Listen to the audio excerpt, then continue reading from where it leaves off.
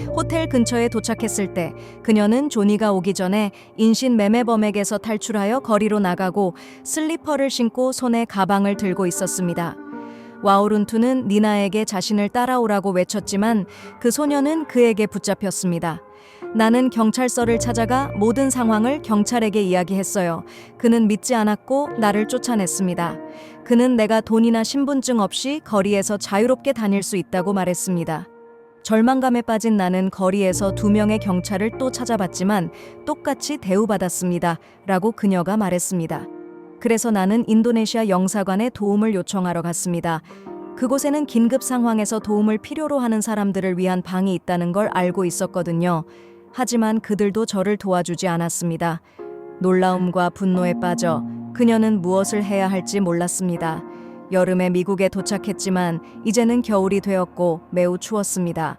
와우룬투는 스태튼 아일랜드 페리 선착장, 뉴욕 지하철, 타임스퀘어에서 노숙하며 지냈습니다. 나는 구걸해야 했습니다. 누군가 내 이야기를 들어줄 때마다 내 이야기를 하며 근처에 많은 여성들이 갇혀 있고 도움이 필요하다는 것을 알렸습니다. 라고 와우룬투는 회상했습니다. 어느 날 윌리엄스버그의 그랜드 페리 공원에서 에디라는 남자를 만났습니다. 그는 나에게 음식을 가져다 주었습니다. 그는 오하이오에서 온 선원으로 휴가를 보내고 있었고 내 이야기를 듣고 내일 점심에 다시 오세요 라고 말했습니다. 약속대로 에디가 와서 ABI와 몇 군데에 전화를 했다고 말했습니다. FBI는 지역 경찰과 연락을 했고 2사람은 경찰서에 가서 신고를 했습니다. 에디는 나를 그곳으로 데려갔고 2명의 탐정이 내게 많은 질문을 했습니다. 나는 내가 일했던 유흥업소의 주소와 그곳에서 일할 때 받은 성냥갑을 적어둔 일기장을 보여주었습니다. 그들은 내가 말한 내용을 확인하기 위해 항공사와 세관에 전화를 했습니다. 라고 와우룬투는 말했습니다. 진술을 마친 후 그들은 그녀를 경찰차에 태우고 당신의 친구를 데리러 가는 중입니다. 라고 말하며 브루클린의 유흥업소로 데려갔습니다. 영화의 한 장면처럼 TV에서 영화를 보는 대신 그녀는 자동차 창문 밖을 바라보고 있었습니다.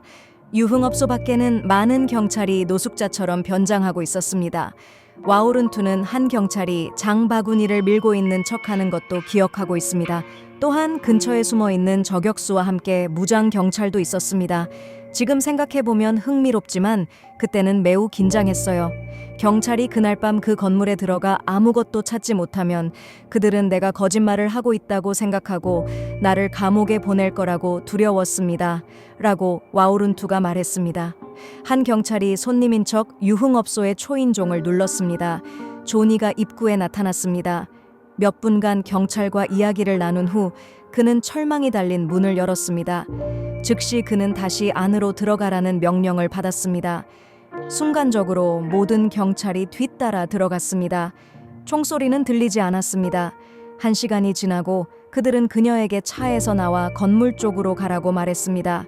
그들은 창문을 가린 종이를 치우고 와우룬투가 내부를 볼 수 있도록 구멍을 뚫었습니다.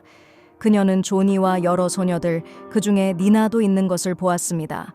여성들이 건물에서 나오면서 수건만 두르고 있는 모습을 보았을 때 와우룬투는 극도의 기쁨을 느꼈습니다. 아이를 낳는 것은 기적이지만 친구들이 자유롭게 되는 순간과는 비교할 수 없습니다. 그들은 경찰차의 깜빡이는 불빛 아래에서 기쁘게 춤추고 소리쳤습니다.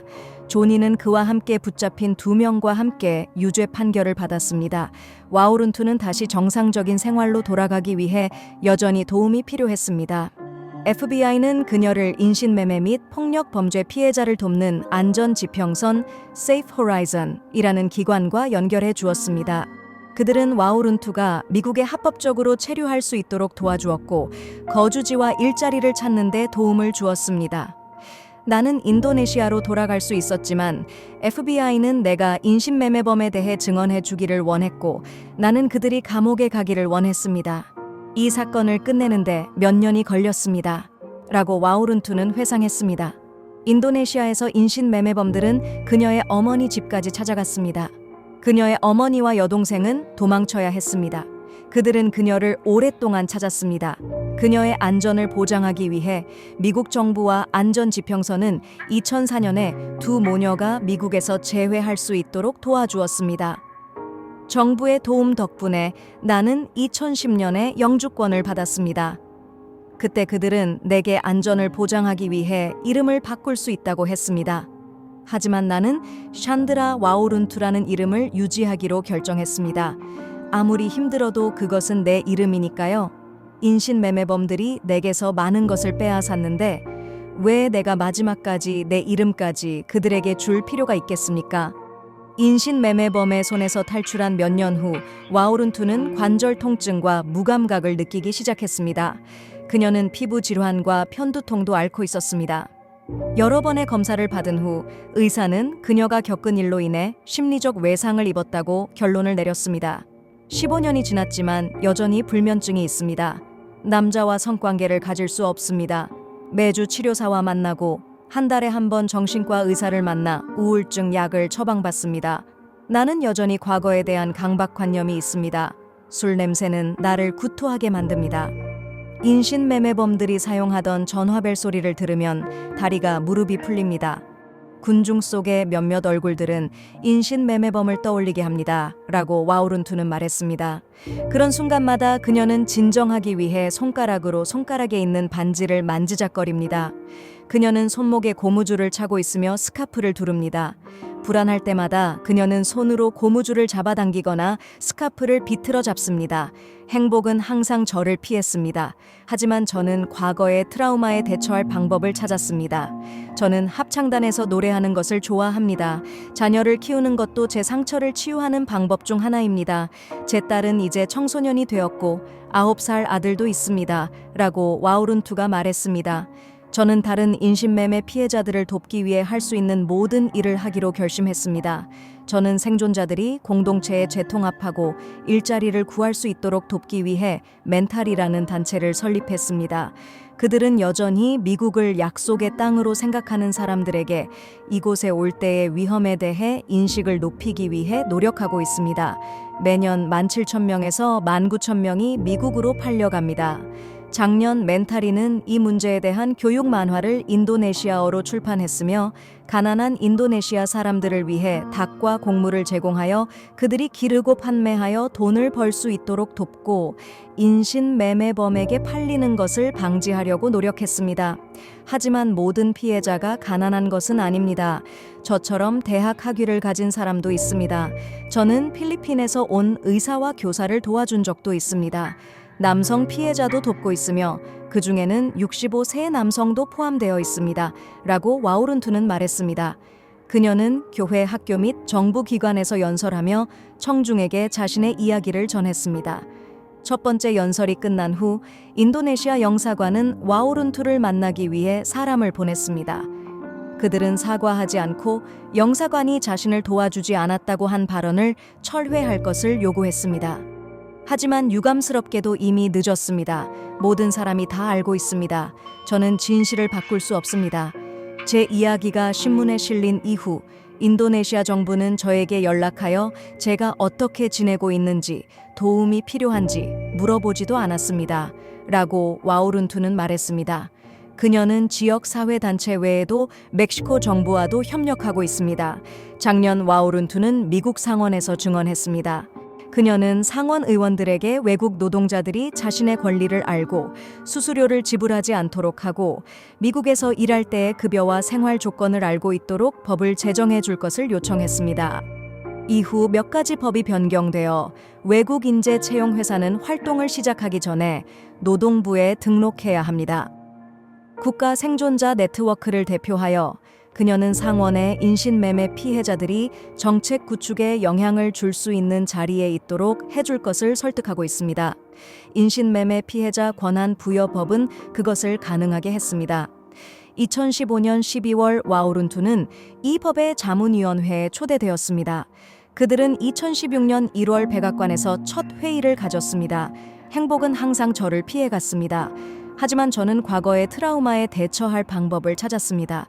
저는 합창단에서 노래하는 것을 좋아합니다. 자녀를 기르는 것도 상처를 치유하는 방법 중 하나입니다. 제 딸은 이제 10대가 되었고 아들은 9세입니다. 라고 와오룬투가 말했습니다. 저는 인신매매의 다른 피해자들을 돕기 위해 할 수 있는 모든 일을 하기로 결심했습니다. 저는 살아남은 피해자들이 지역사회에 재통합되고 일자리를 찾을 수 있도록 도와주는 멘탈이라는 조직을 설립했습니다. 그들은 여전히 미국을 약속의 땅으로 여기는 사람들에게 여기 오는 데 따르는 위험에 대해 인식을 높이기 위해 노력하고 있습니다. 매년 17,000명에서 19,000명의 사람들이 미국으로 팔려갑니다. 지난해 멘탈이는 인도네시아어로 이 문제에 대한 교육용 만화를 출판했으며 인도네시아의 가난한 사람들에게 닭과 쌀을 제공하여 그들이 가축을 기르고 판매해 인신 매매범에게 팔리지 않도록 도왔습니다. 그러나 모든 피해자가 가난한 것은 아닙니다. 저와 같은 대학 졸업자도 있습니다. 저는 필리핀에서 온 의사와 교사를 도와준 적도 있습니다. 남성 피해자들도 도와주고 있습니다. 65세 남성도 포함되어 있습니다. 라고 와우룬투가 밝혔습니다. 그녀는 교회, 학교 및 정부 기관에서 강연을 하며 자신의 이야기를 청중에게 전합니다. 우리는 이 문제에 대해 미국 시민들을 교육해야 합니다. 과거에 발생했던 일을 되돌아보면 카지노와 호텔에서 일하는 사람들은 분명히 무슨 일이 일어나고 있는지 알고 있을 것입니다. 브루클린의 주택가에 있는 매춘업소에 대해 이웃들이 남자들이 항상 드나드는 것을 의심해 본 적이 있습니까? 라고 와오룬투는 주장했습니다. 사람들은 성노예로 팔린 여성들이 모두 매춘부라고 생각하고 매춘부를 범죄자로 간주합니다. 도시에서는 사람들이 모든 범죄 행위를 무시합니다. 우리는 매춘을 구매하는 모든 남성들을 처벌하는 것부터 시작할 수 있습니다. 브루클린의 매춘업소 사건 이후 많은 고객들이 조사를 받았지만 모두 석방되었습니다. 그런 남성들은 이제 존 스쿨이라는 하루 과정에 참여해야 합니다. 거기서 그들은 매춘업소에서 아동과 강제로 성매매하는 여성들을 어떻게 구별할 수 있는지를 배웁니다. 그것은 좋은 조치지만 아직 부족합니다. 저는 여성이나 남성과 성매매,